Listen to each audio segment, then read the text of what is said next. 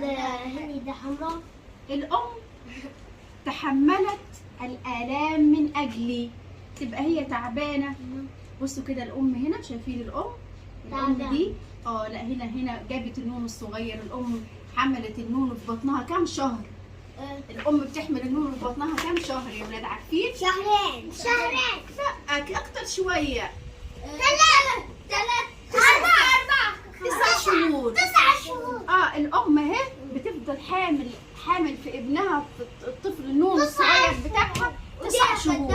تخيل بقى تبقى شايلاك انت في بطنها 9 شهور رايحة جاية، بتعمل شغل البيت وبتطبخ وبتغسل وتعمل كل حاجة وانت قاعد في بطنها. هي بتعمل البيت كله، بتشتغل وهي شايلاك في بطنها 9 شهور وهي شايلاك في بطنها. بتتحمل الألم كله لحد ما تولد.